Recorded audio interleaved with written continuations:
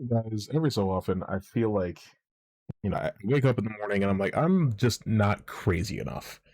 And so today, we're going to indulge in a little exercise to make me feel just a little crazier, if that's all right with you guys. Um, there was a lot of discussion about the Odyssey before it came out, and Drinker kind of like led the charge on that. In fact, I want to take a look at his channel and just search the word Odyssey because I feel as though, oh man, okay, so not as many videos as somebody like Nardrotic would have made, but quite a few videos where he definitely would have jumped the gun. And what do you mean, watch the full thing? Hang on. Anyway, there was a whole hate campaign about how bad the movie was going to be, and how it was going to be Nolan's first huge flop, and it was a disaster, it was a disgrace, all this stuff. Um, well, that hasn't necessarily been the case. In fact, as you can see here, the film has made over $600 million, and box office mojo only updates once a week. So, this weekend, once numbers come in, yeah, it's gonna hamper this a little bit, but we'll definitely be up over $800 million by the end of this weekend. This movie is going to make $1 billion at the box office, whether you like it or not. And the movie was out for a week really before Draker said anything, and people were like, what's he gonna say? Um, mm, okay, I'm interested in the comments, but we'll get there later. Um, so I want to read the description here. Christopher Nolan's Odyssey has been called everything from a subversive disaster to the greatest movie ever made. So what's the truth? Join me for my review, and I'll tell you. I mean, subversive disaster. Who's calling it that? You? You know. But I kind of just want to take a look at what he has to say about this movie, and every time he lies, we'll stop and talk about it. How does that sound? We're waiting. Well, this one's been a long time coming. Several days longer than I expected, if I'm honest. Mostly because of the fine people at American Airlines, who managed to cancel my flights not once but 2 days in a row, forcing me to embark on my own personal odyssey just to get home. It wasn't all bad though. All that enforced leisure time did at least give me a chance to catch up on the movie itself, and so, here we find ourselves. I have to wonder, like, if you were so sure, like, if this is like, if this for you is tantamount to watching the Odyssey, why'd you watch it? Why spend money and time out of your life to watch a movie that you didn't really plan on liking in the first place? Typically when I don't think I'm going to like a movie, I just don't watch it. I didn't watch the new Moana because I figured it would be bad. If there's one thing I never had on my bingo card for this year, it's that the most contentious, bitterly controversial, and divisive movie of 2026 would be made by Christopher Nolan, of all people. I just want to say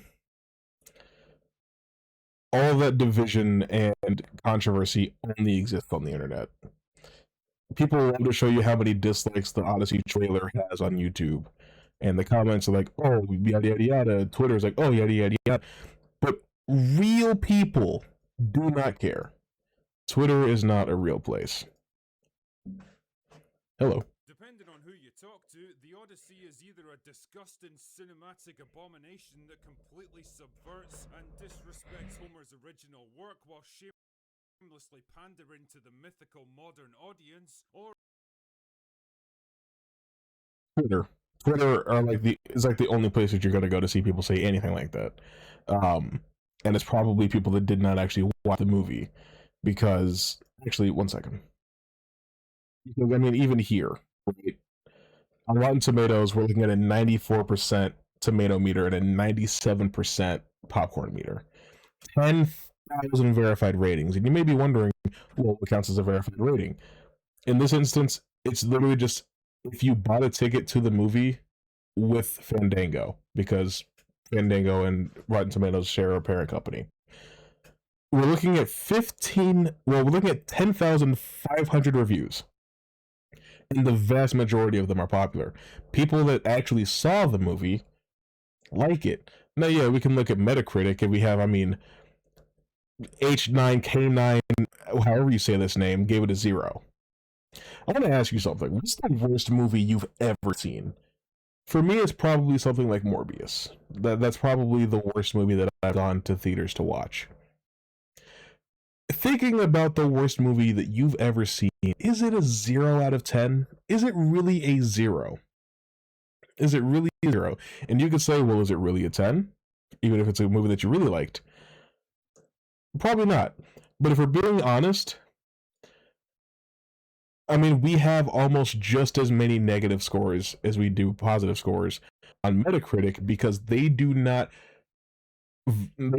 require that they verify the fact that you actually saw this movie. They don't stop you from spamming accounts and putting as many negative reviews on something as you want. For instance, let's look at something like The Last of Us 2.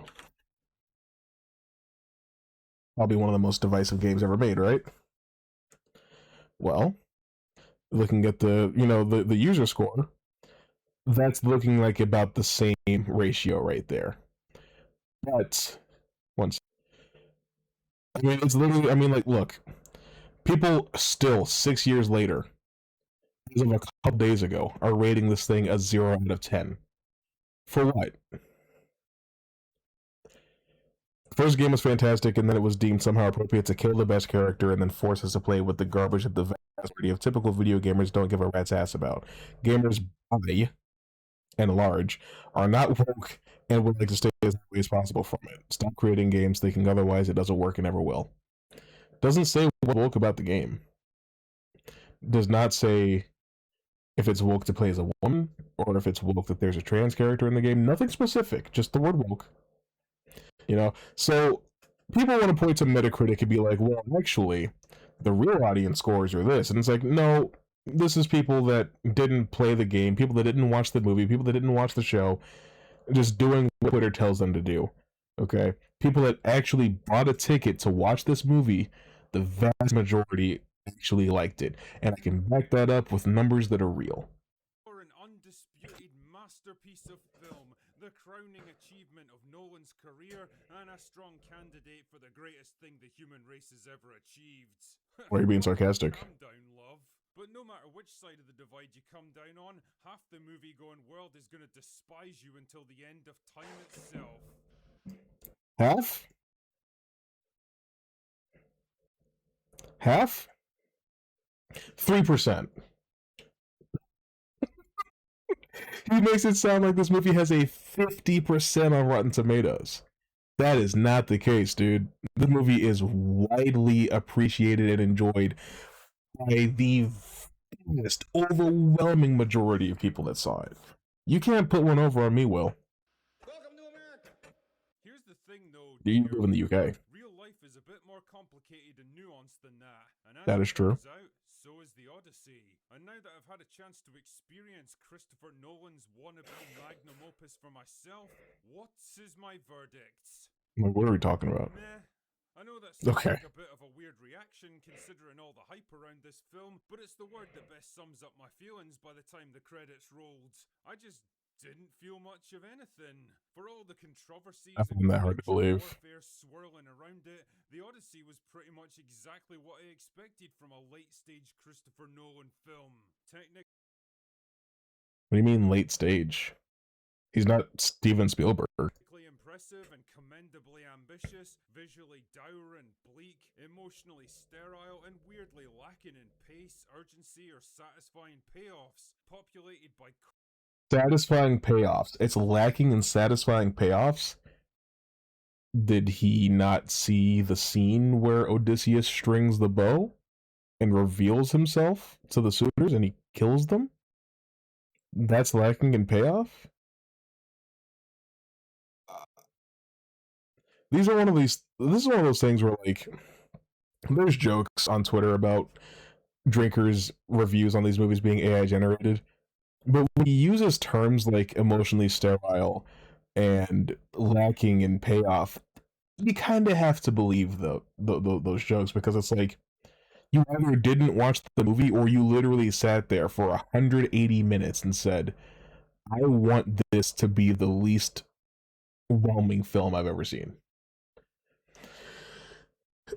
I don't know. You have to have your mind completely made up. Cold, distant characters that give nothing away and invite no empathy from the audience, dialogue that's jarringly clunky and on the nose, often delivered by talented but miscast actors, and ultimately, an ending that fails to capitalize on its incredible build-up.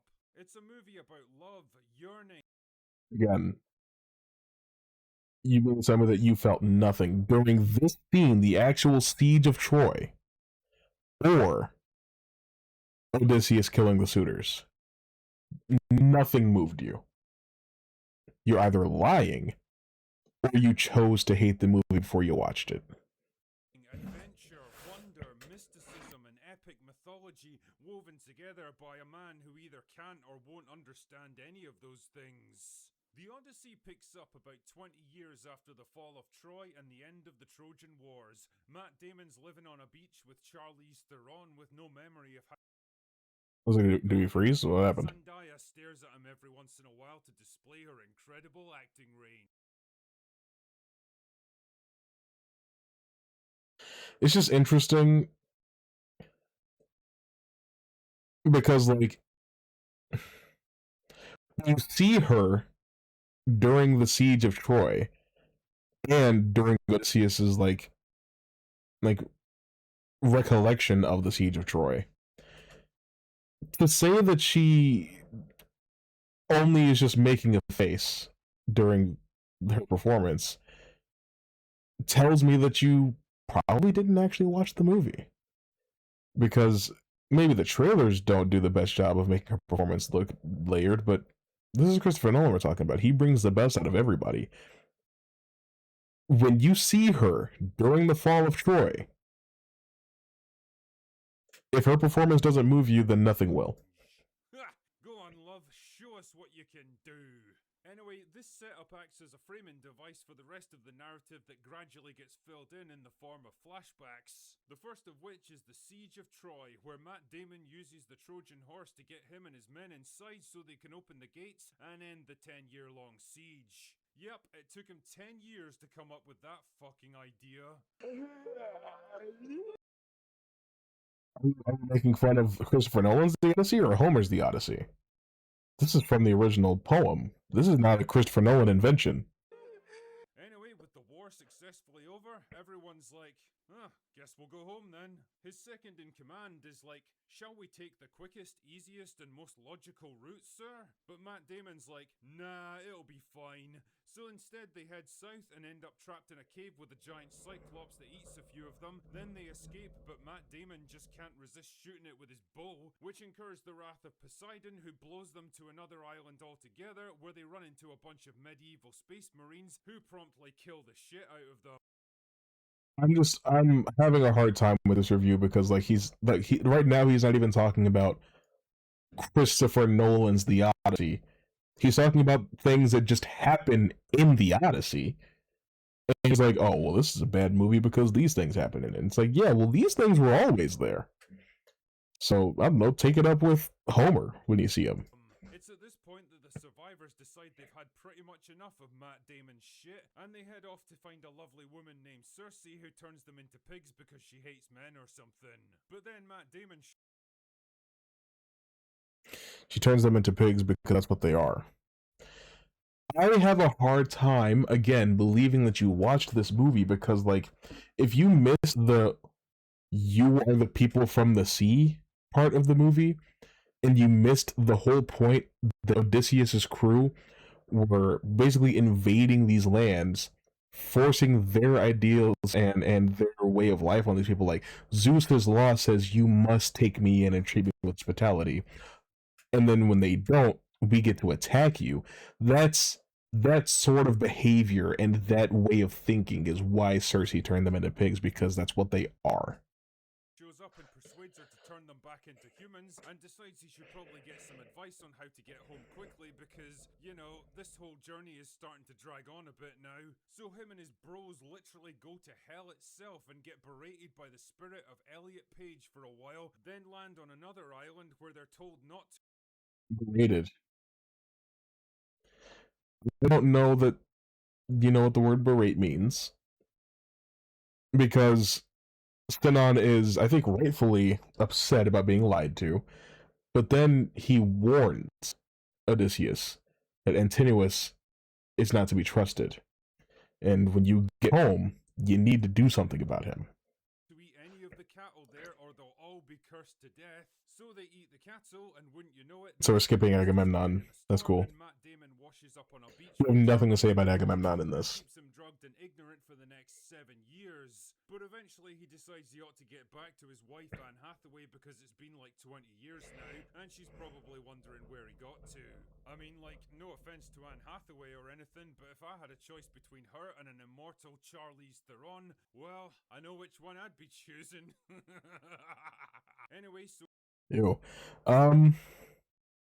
Fascinating. Would you choose your wife who loves you and has been loyal to you even though you've been gone for 20 years?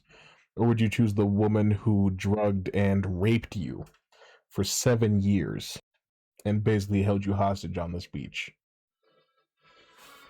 Man, it's a hard choice there. Very, very hard choice. He makes a raft out of bits of leftover ship that washed up with him and just kind of says, fuck it, let's see where I end up. And wouldn't you know it, he ends up right back at Ithaca, the very place he's been trying to get. Because he surrendered himself to Poseidon and to Zeus. He didn't just drift. The gods sent him home because he finally stopped trying to defy the gods. Get to this whole time. That was lucky. Now, while all this has been It was divine. There's real gods in this, right? This is not like, we're not talking about real religion. We're talking about, in the context of this movie, there are gods and they influence everything that happens. Anyway, God, we're not even halfway through. And as you can imagine, they're getting a bit impatient after 2 decades of being dicked around. Anyway, can Anne Hathaway hold out until Matt Damon rescues himself for the first time in cinema history? Or will Ithaca fall to chaos and bloodsheds? You know, when I see the frankly ludicrous amount of praise that's been heaped on this movie over the past week, it kind of reminds me of the borderline hysteria around Black Panther a few years ago, except with pretend.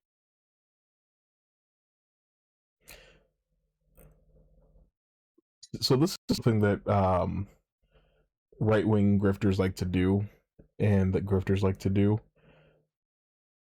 Not grifters, and the MAGA like to do, is that, like, if something happens that defies their understanding, or something happens that does not line up with what they thought was going to happen, it can't be right.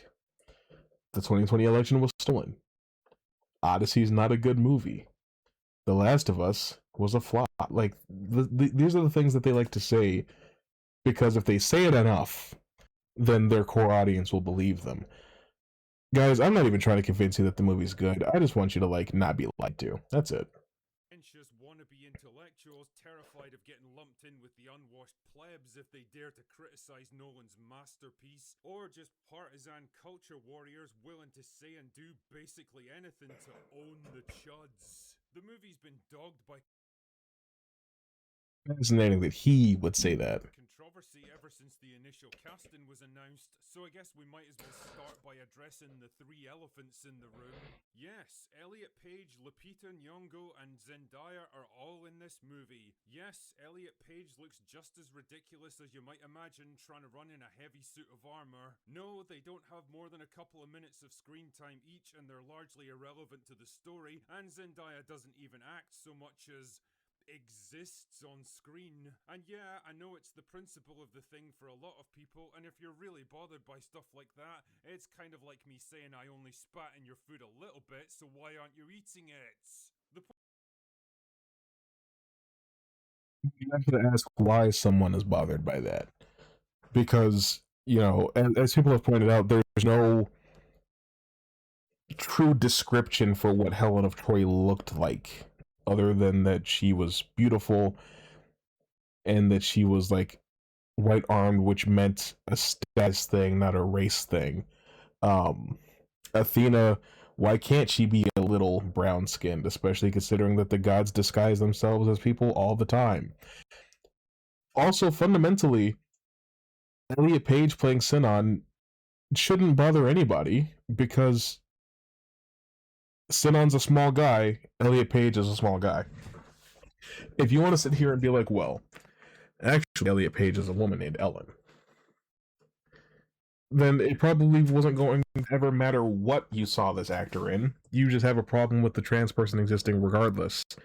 Because all of the rumors and the outright lies that Elliot was playing Achilles have proven to be false. So what's the problem there? Lupita, again, why can't a dark-skinned woman be considered beautiful, especially when Homer described what they called Ethiopians, black people at the time, to be some of the most beautiful people he ever saw. So maybe she was supposed to be dark. Who knows? It doesn't matter. Like, to say that these actors existing in the movie is tantamount to having your food spat in is really strange to me. It's just such a strange analogy. And it's probably why people think you're racist, Will.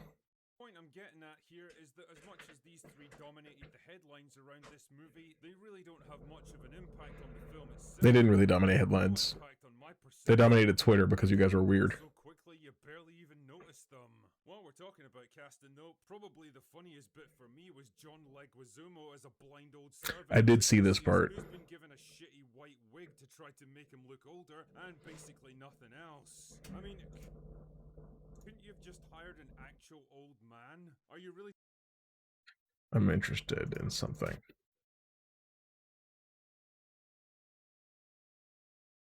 John Leguizamo is 66 years old.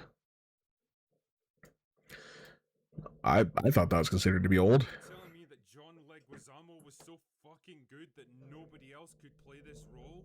Nah, He was pretty good in the movie, right? I think a lot of people have been praising his performance. Watch the movie in the first place. For me though, the bigger issue with the Odyssey is the creative philosophy behind it, and I might as well just come out and say it here. I was pretty fucking bored with this movie. Not because of the source material, not because of the labyrinthine adventure, and not because of the runtime, but because it just refuses to let me in. Nolan's slavish devotion to rendering everything into a grounded, believable tone robs the Odyssey of the very things that make it so compelling. Its mythology and its sense of wonder. No, I mean, Charybdis and Polyphemus are still larger than life and feel very mythical in this movie. What I was going to say is that I think that the interesting element of this movie is that it's less trying to say that this is how it happened and more saying that this is how the story has evolved over time, because the ending of the movie is on a note that like the story will continue to be told and our sins will be forgotten, right? And so you can look at it as this is literally how Christopher Nolan is trying to say that it happened, or the story has evolved over the thousands of years, and this is a way to look at it. But whatever. It's like looking at some beautiful sculpture rendered into a mathematical formula. You can sense the work and precision that went into it, but it doesn't really stir anything in you. There wasn't a single character in this movie that I could ever truly empathize with and root for, because not even Penelope? none of them talk or act anything like real human beings. Damn man, even the fucking gods are boring. I mean really, Zendaya's the only one who takes physical form, and even then she acts more like Odysseus' conscience than an active part of the narrative. Odysseus himself is written as this weirdly cold, distant, aloof figure who barely reacts to the things he sees and experiences. Again, I could go on and on about the things that moved most people and moved me and should probably have moved him, but what's the point? Decision actions imply that he's got a strong sense of adventure, recklessness, and curiosity about the world, but his emotions and dialogue are the exact opposite. He's like an android journeying home with no particular sense of urgency or investment, simply because he's programmed to do it. Where's the loving husband and father desperate to see his family again? Where's the absent king eager to retake the throne and lead his kingdom again? Where's the bold and witty adventurer, the compassionate leader of men? By the time the finale rolled, the gods are working against him. I don't know. I think I think I had it. This is driving me crazy. It's frustrating for me to like. I mean, look at the size of my channel, right? And look at the size of his. I'm not doing this for clout. I'm doing this because whether you like a movie or you don't, or a game or a book or a TV show, whatever the case may be, I want to focus on the art. I want the discussion to be around the art itself. Even though he says out of his mouth that, like, oh, these three castings don't, like, really leave much of an impression on the movie itself, he still finds it for some reason important to dwell on talking about them for over a minute for this 12-minute video. And his entire attitude towards the movie is pretty much completely enforced by external figures. It's like he's known for being a contrarian, and so he has to A, make the movie seem way more divisive than it actually is, and B, make it seem like it's this crazy thing to criticize it or to criticize Nolan in general. When people have been criticizing Nolan for years, he has to lie to you so that he can then start lying to you. The movie is not as divisive as he wants you to think it is. Nolan is criticized a lot more heavily than he wants you to think he is. For all of the people complaining about there being, 2.5 black people in this movie, because he doesn't even mention the fact that one of the suitors is black, which leads me to believe that he didn't actually watch the movie. Anyway, there's no black people in Oppenheimer.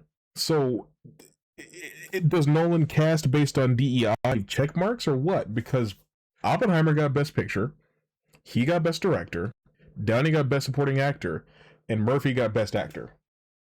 They literally swept the Oscars in all of the categories that you want for a movie like that. I think it also got Best Score and however much else stuff. Actually, one second. So it won Best Picture, Best Director, Best Actor, Best Supporting Actor, Best Film Editing, Best Cinematography, and Best Original Score. White people everywhere. But he went woke to win an Oscar. Like, it's just nothing that's being said about this movie outside of the film itself makes any sense. And that's kind of just like, even when you're watching a review that I make, or a review that the Critical Drinker makes, or a review that the Birdman makes, or Movies with Mark, or Jeremy Johns, or Chris Stuckman, or Nerdrotic, or anybody, I'm not even saying that you can't like who you want to like. I beg of you to make sure that you're not being manipulated and not being lied to. Because people will do it on both sides. Every review is kind of meant to sway you in the direction that the person writing or giving the review felt by the end of the movie. If I like a movie, the way that I talk about it is probably going to be in a way that is trying to convince you to go see the movie, because you'll probably also think it's good, even if it's not what I want. My goal is to tell you what works and what doesn't work for me in a movie. If a movie has a lot more in it that works, that's how the review is going to be colored. But all this external real life stuff, the Twitter stuff, none of that should matter. And none of it does matter at the end of the day, because look at that. And look at that. I mean, what one word I need to say. Anyway, if whatever.